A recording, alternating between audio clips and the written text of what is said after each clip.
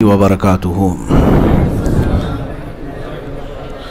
الحمد للہ وکفا وسلام علی حبیبہ المصطفیٰ اما بعد فاعوذ باللہ من الشیطان الرجیم بسم اللہ الرحمن الرحیم ان اللہ وملائکتہ یصلون علی النبی یا ایہا الذین آمنوا صلوا علیہ وسلموا تسلیما اللہم صل علی سیدنا ومولانا محمد معدن الجود والکرم وآلہ واصحابہ الکرام وابنہ الکریم وبارک وسلم صلاة دائمة سرمدا ابدا.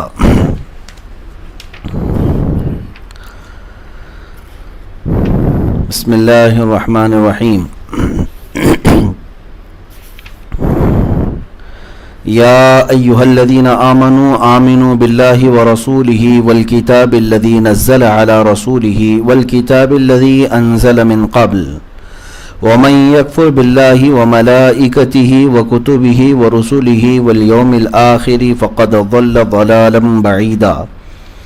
إن الذين آمنوا ثم كفروا ثم آمنوا ثم كفروا ثم ازدادوا كفرا لم يكن الله ليغفر لهم ولا ليهديهم سبيلا. صدق اللہ مولانا العظیم.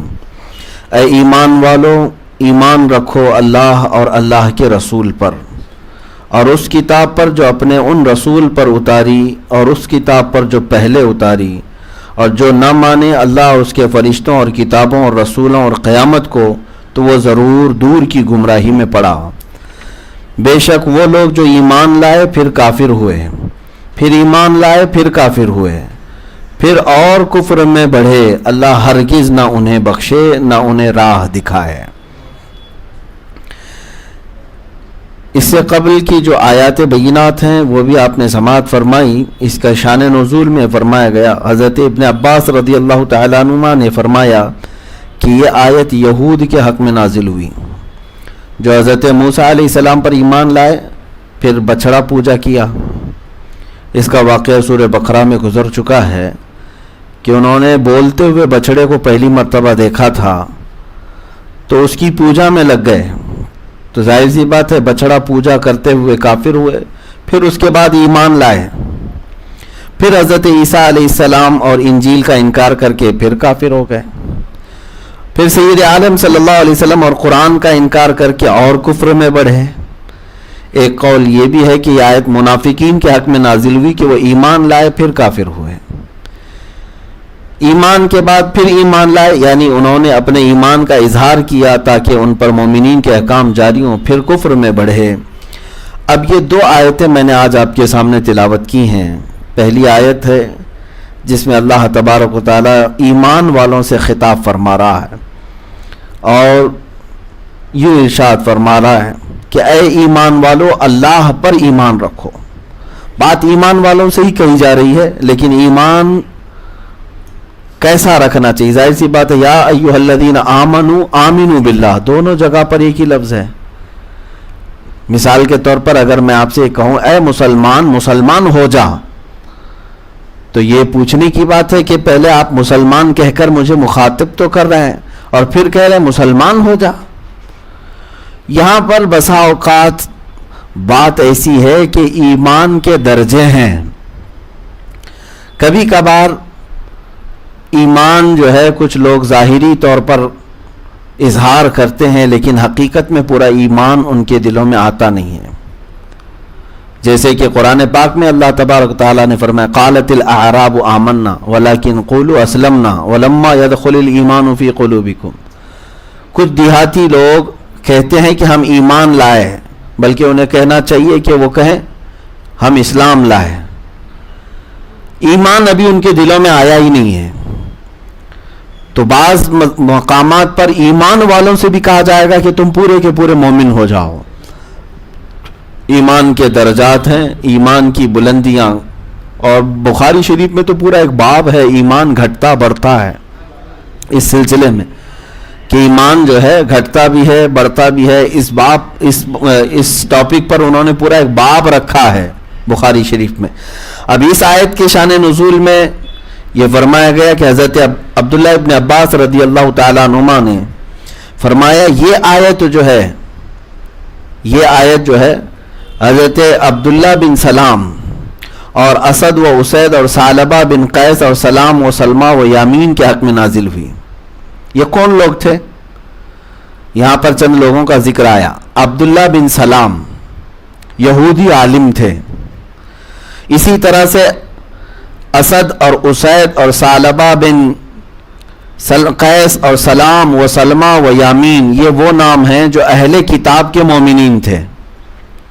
یہاں سے ایک بات آپ کو میں لے کر کے چلنا چاہتا ہوں، آپ کے علم میں یہ بات آئے کہ مومن جو ہے ایمان والے ہیں، پہلے بھی تھے، یہودیوں میں بھی مومن تھے، عیسائیوں میں بھی مومن تھے، جب تک وہ اپنے رسولوں کی تعلیمات سے نہیں ہٹے تھے تب تک ان کو مومن ہی کہا جاتا ہے، ان کو مومن ہی کہا جاتا ہے۔ جیسے کہ 27ویں پارے کی شروع میں ہی اللہ تعالیٰ نے حضرت لوط علیہ السلام کی قوم پر عذاب نازل کرنے کے وقت فرمایا فَأَخْرَجْنَا مَنْ كَانَ فِيهَا مِنَ الْمُؤْمِنِينَ فَمَا وَجَدْنَا فِيهَا غَيْرَ بَيْتٍ مِنَ الْمُسْلِمِينَ۔ وہاں پر اللہ تبارک و تعالیٰ نے یہ ارشاد فرمایا کہ ہم اس میں جتنے مومنین تھے ان کو سب کو اس بستی سے نکال دیا، کوئی بھی وہاں پر مومن نہیں تھا۔ فَأَخْرَجْنَا مَنْ كَانَ فِيهَا مِنَ الْمُؤْمِنِينَ، تو ہم نے اس شہر میں جو ایمان والے تھے نکال لیا۔ تو اس کا مطلب ہے کہ ایمان والے پہلے بھی تھے، مومنین پہلے بھی تھے۔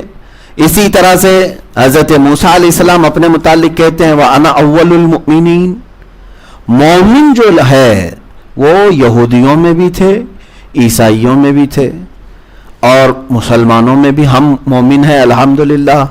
جو ایمان لائے اللہ اس کے رسولوں پر اور اس کے احکامات پر، اس کو مومن کہا جاتا ہے۔ تو یہ آیت جو آج ہم نے پڑھی یا ایھا الذین آمنوا آمنوا باللہ، اے ایمان والو ایمان لاؤ اللہ پر، اس کے رسولوں پر۔ اب یہ کس کے لیے کہا جا رہا ہے؟ یہ وہ مومنین کے لیے جو پہلے سے اہل کتاب کے مومنین تھے۔ عبداللہ بن سلام یہ یہودی تو تھے لیکن ایمان والے یہودیوں میں سے، بگڑے ہوئے یہودی نہیں، جو اللہ کو ایک مانتے تھے، اس کا کوئی شریک نہیں، موسیٰ علیہ السلام کو اللہ کا رسول مانتے تھے، تمام نبیوں کو ان کا احترام بجا لاتے تھے۔ تو وہ جو ایمان رکھتے تھے اہل کتاب کے، اہل کتاب میں عیسائی بھی آتے ہیں، یہودی بھی آتے ہیں، تو ان میں جو مومنین تھے ان کو یہ خطاب کیا جا رہا ہے کہ اب تم ایمان لاؤ اس کتاب پر بھی جو ابھی رسول پر اتری ہے، اور اس کتاب پر بھی جو پہلے اتری تھی۔ اب بات سمجھ میں آ گئی ہوگی۔ اب یہ خطاب ان لوگوں سے کیا جا رہا ہے، عیسائیوں اور یہودیوں سے، کہ تم پہلے تو ایمان لائے تھے اپنے نبیوں پر، رسولوں پر، تورات، انجیل اور زبور پر، لیکن اب تمہارے لیے حکم یہ ہے کہ اب ایمان لاؤ اللہ اور اس کے رسول محمد صلی اللہ علیہ وسلم پر، اور یہ جو کتاب حضور پر اتاری گئی اس پر ایمان لاؤ۔ اب اس آیت کو پھر سے میں پڑھتا ہوں تو اب سمجھ میں آ جائے گی بات۔ یا ایھا الذین آمنوا آمنوا باللہ، اے ایمان والو ایمان رکھو اللہ اور اللہ کے رسول پر، اور اس کتاب پر جو اپنے ان رسول پر اتاری، اور اس کتاب پر جو پہلے اتاری، دونوں پر ایمان لانا اب ان کے لیے کیا ہو گیا؟ ضروری ہو گیا۔ اب اگر کوئی کہتا ہے کہ نہیں ہم پہلے نبیوں کو مانتے ہیں اور پہلی کتابوں کو مانتے ہیں، تو اب اس کا ماننا قابل قبول نہیں ہوگا۔ آئی نئی حکومت سکہ نیا چلے گا، عالم میں رنگ بدلا صبح شب ولادت۔ رسول پاک صلی اللہ تعالی علیہ وسلم کے بعد اگر کوئی شریعت رہے گی تو وہ صرف مصطفیٰ کی شریعت ہوگی۔ اسلام حضور پاک صلی اللہ تعالی علیہ وسلم کے اوپر جو نازل ہوا قرآن، یہی احکامات اب صبح قیامت تک چلیں گے۔ یہاں پر ایک روایت میں بتاتا ہوں آپ کو۔ بعض اوقات ہم دوسروں کی کتابوں کو بھی کوٹ کرتے ہیں، مقدس کتابوں کو بھی ہم کوٹ کرتے ہیں کہ ان میں یہ عبارتیں آئی ہوئی ہیں، لیکن صرف اور صرف ذہن کی تقریب کے لیے اور اس پر جو اندھا یقین کرتے ہیں ان کے لیے ہم یہ کوٹ کرتے ہیں۔ باقی ہمارا کوئی ایسا مقصد نہیں ہوتا کہ قرآن کے علاوہ بھی ہم کسی کتاب کی طرف نظر کریں، ضرورت ہی نہیں ہے۔ قرآن پورا دستور، مکمل دستور ہے۔ اللہ تعالیٰ نے اس میں ساری چیزیں اتار دیں اور فرمایا کہ کوئی خشکی اور تری ایسی نہیں ہے جو اس میں بیان نہ کی گئی ہو، سب کچھ آ گیا ہے۔ میں ایک چیز عرض کر رہا ہوں، رسول پاک صلی اللہ تعالی علیہ وسلم تشریف فرما تھے، اس وقت حضرت عمر فاروق رضی اللہ تعالیٰ عنہ کے ہاتھ میں ایک کتاب تھی اور آپ پڑھے جا رہے تھے. حضرت ابو بکر صدیق بھی اس مجلس میں تھے. اب حضرت عمر جو پڑھ رہے تھے وہ کون سی کتاب پڑھ رہے تھے؟ تورات پڑھ رہے تھے. رسول پاک صلی اللہ تعالیٰ علیہ وسلم کا چہرہ سرخ ہو رہا تھا.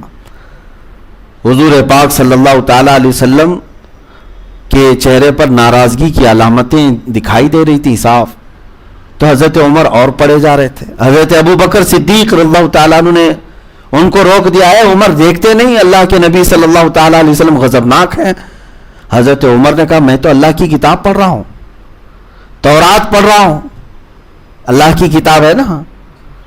تو رسول پاک صلی اللہ تعالیٰ علیہ وسلم نے کیا ارشاد فرمایا؟ اے عمر, جس پر یہ کتاب اتری ہے تورات, اگر آج وہ بھی ہوتے تو سوائے قرآن کے اور کچھ نہ پڑھتے. کون؟ موسیٰ علیہ السلام, جن پر یہ تورات اتری ہے نا کتاب. تم اللہ کی کتاب کہہ کر پڑھ رہے ہو, اگر وہ رسول بھی آج ہوتے موسیٰ علیہ السلام تو سوائے ان کو میری شریعت کی پیروی کے اور کوئی چارہ نہ ہوتا. اب آپ اس سے اندازہ لگائیں کہ ساری چیزیں قرآن کے آنے کے بعد منسوخ کر دی گئیں. اب ان کے احکامات نہیں چلیں گے, بلکہ جو احکام چلیں گے وہ قرآن عظیم کے احکام ہوں گے. ہر زمانے میں احکام بدلتے رہتے تھے, لیکن اب قرآن ہی کے احکام چلیں گے.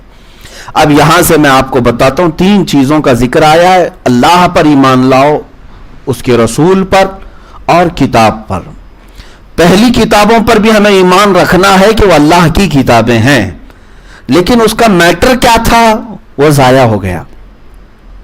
ضائع ہو گیا یا خرد برد کا شکار ہو گیا, اس طور پر کہ اس کے ماننے ان کتابوں کے ماننے والوں نے اس میں اپنی طرف سے گھٹایا ہے, بڑھایا ہے. تو اوریجنل شکل میں آج نہ تورات مل پاتی ہے, نہ زبور, نہ انجیل. میرے پاس خود یہ ساری کتابیں موجود ہیں. بائبل کو اگر میں ملا کر کے دیکھوں تو کئی نسخے اس کے مارکیٹ میں ملتے ہیں, ہر ایک میں الگ الگ عبارتیں موجود ہیں. تورات کی بھی اسی طرح ہے, زبور کی بھی اسی طرح ہے. اولڈ ٹیسٹامنٹ, نیو ٹیسٹامنٹ نام سے بھی کتابیں ملتی ہیں انگلش میں, آپ دیکھیں گے. یونان سے چھپنے والے نسخے الگ ہیں, امریکہ سے چھپنے والوں میں الگ ہے, فرق ہے. عبارات کو انہوں نے بدلا ہوا ہے.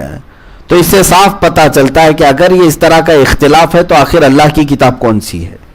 لیکن الحمدللہ قرآن عظیم اس طرح کے خرد برد سے آج تک پاک ہے. جیسا نازل ہوا تھا میرے آقا صلی اللہ علیہ وسلم پر, ویسا ہی آج تک محفوظ ہے. امریکہ میں بھی کوئی قرآن اٹھاؤ تو الحمدللہ سے ہی شروع ہوتا ہوگا. ہندوستان کے کسی کونے میں جا کر قرآن اٹھاؤ تو والناس پہ ہی ختم ہوتا ہوگا. آپ افریقہ, UK, کسی بھی جگہ کی زمین پر جا کر وہاں کا قرآن بھی اٹھاؤ تو سورتوں کی ترتیب آپ کو ایسی ہی ملے گی جیسے سورہ فاتحہ سے والناس تک ہے. وہی آیتیں ہیں, وہی الفاظ ہیں. ہاں یہ ہو سکتا ہے کہ لکھنے میں تحریر الگ الگ انداز کی ہو جائے, خط جو ہوتی ہے خط نستعلیق, خط جمیل, الگ الگ خط رقع, لیکن مضمون قرآن عظیم کا پوری دنیا بھر میں کل بھی ایک تھا, آج بھی ایک ہے اور صبح قیامت تک ایک رہے گا. ہاں اب قرآن عظیم کے غیر مبدل ہونے پر ہمارا ایمان ہے کہ یہ کبھی تبدیل ہو ہی نہیں سکتا. کیوں؟ اتنا بڑا چیلنج اس لیے کیا جا رہا ہے کہ اللہ نے خود فرمایا اس کی حفاظت ہمارے ذمے ہے. تو جس کی حفاظت رب ذوالجلال نے خود اپنے ذمے لیا ہے اس کو کون بدل سکتا ہے. اب یہاں پر جو ہمارے ملک میں جو چھچورے اٹھے ہوئے ہیں, زرخرید ٹٹو, جن کو حکومت نے پیسوں پر پال رکھا ہے, جن کے ماں باپ کا عطا پتہ نہیں ہے, وہ کسی پاکھنڈی کی گود میں بیٹھ کر کے اگر قرآن پاک کو بدلنے کی بات کرے, ڈر اور خوف کسی بات کا نہیں, اس خبیث ملعون ناپاک نطفہ پلید وسیم رافضی کی بات کر رہا ہوں, جس نے بڑے ببانگ دہل یہ اعلان کرنا چاہا کہ ہم نے قرآن سے وہ آیتیں ہٹا دی ہیں جن میں ان کو آتنک لگتا ہے. اس ظالم نے جس دن اعلان کیا تھا اسی دن سے اس کے آقاؤں کی کتابیں بھی میں نے چھاننا شروع کیا تھا, اور ہمارے پاس بھی الحمدللہ وہ کتاب تیار ہے. جس دن وہ سامنا کرے 26 آیتوں کے متعلق کہ قرآن پاک میں اس طرح کا مضمون ہے, اس کے بھگوانوں اور اس کے آقاؤں کی کتابوں سے بھی میں وہ میٹر نکال کر کے دکھاؤں گا, بلکہ اس سے بھی زیادہ سخت الفاظ جو دوسری کتابوں میں موجود ہیں وہ بھی ہم نکال کر دکھا سکتے ہیں. میرا ایک بیان بھی اس پر ریکارڈ ہو چکا ہے, اس پر آپ دیکھ سکتے ہیں. ان ظالموں کو صرف اور صرف اسلام نہیں, قرآن نہیں, بلکہ مسلمانوں کے دلوں کو چھلنی کرنا ہے, پریشان کرنا ہے. ان کو یہ کیڑے ستاتے رہتے ہیں, پریشان کرتے رہتے ہیں, اسی پر ان کو پیسے ملتے ہیں, مشاہرہ ہے, ان کی آمدنی اسی پر چلتی ہے, مسلمانوں کے دلوں کو جلانا. باقی رہی بات قرآن کے بدلنے کی, ان ظالموں نے اگر یہ کہا ہے کہ ہم نے قرآن سے وہ آیتیں ہٹا دی ہیں, اس طرح کے اس سے پہلے بھی بہت سارے آئے اور چلے گئے, لیکن قرآن پاک تم کیا سمجھتے ہو کہ اوراق پہ لکھا ہوا ہے؟ الحمدللہ کروڑوں بچوں کے دلوں پر اللہ نے اس کو نقش فرمایا ہے. ہاں, جس دن بھی تو بدل کر کے دکھا, اور یہ فقیر قادری خود کھڑا ہو, میرے جیسے کروڑوں حافظ ہوں گے جو الحمدللہ سے شروع کریں تو ایک بیٹھک میں والناس تک ختم بھی کر دیں گے انشاءاللہ. قرآن عظیم اللہ تعالیٰ نے سینوں پر نقش کیا ہے اور تواتر کے ساتھ یہ امت میں نقل ہوتا آیا ہے. تو ان لوگوں کے ادھر ادھر کرنے سے یہ قرآن عظیم پر کچھ فرق نہیں آئے گا. ہاں, ان ذلیلوں کا انجام تو برا ہوگا, ان نطفہ ناپاک کا انجام تو برا ہوگا اور دنیا عنقریب دیکھے گی. میں آج جو بات عرض کر رہا ہوں, یہ 3 چیزوں پر میں پہلے ذکر کر لوں, پھر آپ کے سامنے اس کی تفسیر کے حوالے سے کچھ باتیں عرض کروں گا. اللہ پر ایمان لاؤ, اس کے رسول پر اور اس کی کتابوں پر. یہ 3 بنیادی چیزیں ہیں اسلام میں, اللہ کی ذات پر اور اس کے رسول پر اور اس کی کتابوں پر. 3 بنیاد ایسی چیزیں ہیں. اللہ پر ایمان لانے کا کیا مطلب ہے؟ ایمان تو لاتے ہیں بہت, آمنت باللہ کہا تو ظاہر سی بات ہے اللہ تبارک و تعالی جیسے اس کی صفات ہے ویسا ایمان لاؤ. بہت سارے تو کہتے ہیں ہم بھی خدا کو مانتے ہیں, ہم بھی خدا کو مانتے ہیں. خدا کو ماننے کا مطلب ایسا نہیں کہ تم خدا کو جسم والا, ہاتھ والا, پیر والا, 10 ہاتھ والا, 10 منڈیوں والا ماننے لگ جاؤ, تو یہ خدا کی شان نہیں ہے. خدا کی شان نہیں ہے. خدا کی شان یہ ہے کہ وہ ہر عیب سے پاک ہے. تم ایمان لاؤ تو اس خدا پر ایمان لاؤ جس کے ہاں عیب کی نسبت بھی نہیں کی جا سکتی. اور اللہ عز و جل جو حقیقی خدا ہے, پوری کائنات کا پالنہار حقیقی ہے, اس کے متعلق تمہیں یہ بھی عقیدہ رکھنا ہوگا کہ وہ ظلم, جھوٹ, دغا, غیبت, ہر طرح کی برائیوں سے پاک و صاف ہے. جسم و جسمانیت سے پاک ہے, مکان و مکانیت سے پاک ہے. اس کی شکل ہم بنا نہیں سکتے. نراکار جس کو کہا جاتا ہے, جو نظر نہیں آتا. بعض لوگ یہ کہتے ہیں کہ ایسا کیسا ہو سکتا ہے نراکار ہو. اس پر بھی بہت ساری بحثیں چھڑی ہوئی ہیں. کچھ بڑے بڑے جو گرو گھنٹال ہیں وہ بھی کہتے ہیں کہ نراکار کیسے ہو سکتا ہے, ہر چیز تو دنیا میں نظر آتی ہے. تو ان کو اگر اتنا ہی یقین ہے کہ ہر چیز نظر آتی ہے تو یہاں بیٹھ کر کے بتائیں کہ آسمانوں پر ابھی کیا کیا ہے. تمہیں ابھی یہاں پر دکھنے والی چیزوں کی حقیقت معلوم نہیں ہو سکی. گیلیکسی میں کیا کیا ہے, کتنے سٹارز ہیں. تم خدا کے نراکار ہونے پر, اس کے نہ دکھنے پر, اس کے نور ہونے پر سوالات کر رہے ہو. ایسا کیسے ہو سکتا ہے؟ بہت ساری چیزیں ہیں, بہت ساری چیزیں ایسی ہیں جو نظر نہیں آتی لیکن ان کا وجود ہے, وجود ہے. بہرحال میرے عزیزو, اللہ رب العزت کا وجود ہے لیکن اس کی شکل انسان اپنے ذہن سے نہیں بنا سکتا. ایک فارمولہ میں آپ کو بتا دوں, ایک فارمولہ سمجھ کر کے چلیں. اللہ وہ ہے جو نظر نہیں آتا, اور جو نظر آ جائے وہ خدا ہو نہیں سکتا. اتنے پر چلیں آپ. جو نظر آ گیا وہ خدا نہیں ہو سکتا. جو دکھ رہا ہے آپ کو, کہیں لا الہ الا اللہ, کوئی خدا نہیں ہے. جو نظر آیا نہیں, کیونکہ انسان کی آنکھوں میں اگر وہ سما گیا, انسان کی آنکھوں میں وہ سما گیا, تو قرآن کا انکار ہے کہ کوئی آنکھ اسے سما نہیں سکتی. اس کے وجود کو کوئی آنکھ محیط نہیں کر سکتی. تو اس بات کو لے کر کے چلیں جو نظر آئے. یہ تو بعض ان کافروں کا بھی عقیدہ ہے کہ ہم دیکھتے ہیں خدا کو الگ الگ شکل میں. خدا تو ایک ہی ہے لیکن شکل الگ الگ لے کر کے آتا ہے. کبھی کسی انسان کی شکل میں, کبھی کسی دوسرے کی شکل میں, جانور کی شکل میں. تو اس وجہ سے, اس خبط کی وجہ سے, اس بیوقوفی کی وجہ سے शैतान इनको चूहे की भी इबादत करवा लेता है, कुत्ते की भी करवा लेता है, बिल्ली की भी, सांप की भी, बिच्छू की भी, सबकी इबादत करवा लेता है। क्योंकि जब ये तसव्वुर आ जाएगा कि वो किसी न किसी शक्ल में आ जाता है, तो फिर हर शक्ल में तुम्हारा गुमान होने लगेगा, झाड़ में भी, पत्थर में भी, तारे में भी, सूरज में भी, कुत्ते में भी, सब में भी आने लग जाएगा। इसीलिए हमने कभी भी ये तसव्वुर भी नहीं किया कि रब ताला किसी शक्ल में आ सकता है। और वो हुलूल से भी पाक है। हुलूल किसे कहते हैं? किसी के जिस्म में उतरना।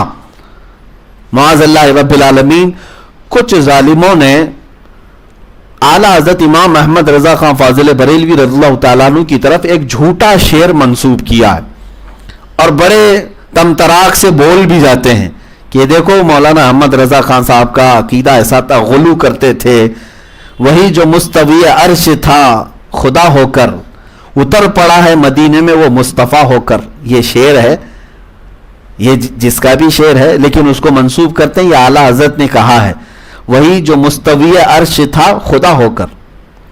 खुदा जो है मुस्तवी अर्श है, अर्श पर इस्तवा किया है, उतर पड़ा है वो मदीने में मुस्तफ़ा होकर। गोया के शायर ये कह रहा है कि मुस्तफ़ा करीम सल्लल्लाहु अलैहि वसल्लम की शक्ल में अल्लाह उतर गया।